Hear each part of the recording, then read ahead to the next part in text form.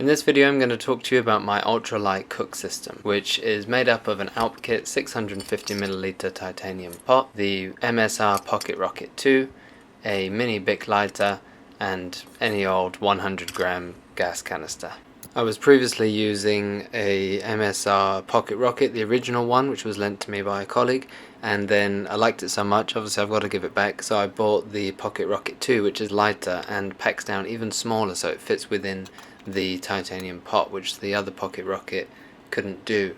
It is a big bonus to be able to put everything in the one pot if you're trying to take a really small pack and keep things really tight, but actually for this trip we took the MSR Pocket Rocket 2 in its red plastic tub you can see in the right hand side of the video, because it can rattle around if you're keeping everything in the titanium pot. So that's something to bear in mind. Obviously you could just wrap it in something very lightweight, even like toilet paper or something would stop that rattling, but for this trip we didn't really need to be that strict with pack size. We had a 60 litre and a 50 litre backpack, so we were keeping it lightweight but not having to keep everything in the pot. Another thing worth bearing in mind is that this sort of cook system is perfect for heating, for boiling water really quickly and carrying very little weight. If you want to kind of simmer something or you want to actually cook some pasta, you know, titanium just lets the heat right through. It's a very direct flame.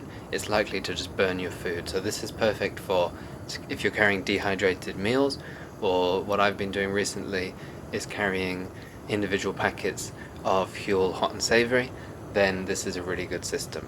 You can control the flame quite a lot with the controller it's got there, but if you're looking to cook a home cooked meal on the trail, I'm sorry to say you're going to have to carry a bit more weight to do that comfortably. So what I've been doing with the Huel Hot&Savoury is bagging it up so that each portion requires 300ml of water. That way we can put it in the Huel pot, boil 600ml, and then that gives you food for 2 people. The portions I've been making are about 600 calories per person, so it's not that different to what you get from the dehydrated camping meals that you can pay 10, 11, 12 pounds for, and actually this contains a lot more of the micronutrients. In terms of macros, very similar, but some of those camp meals, they're just carbs, protein, fats, but actually Huel put loads of other stuff into their food, which gives me peace of mind. I've just spent the whole summer hiking, so you know, if you don't want to be carrying supplements and things, it's good to know that every now and then you're eating something which is containing your zinc, copper, magnesium, all that stuff. And it also works out about the same number of calories, but about a third of the price of the mainstream dehydrated camping meals you can get.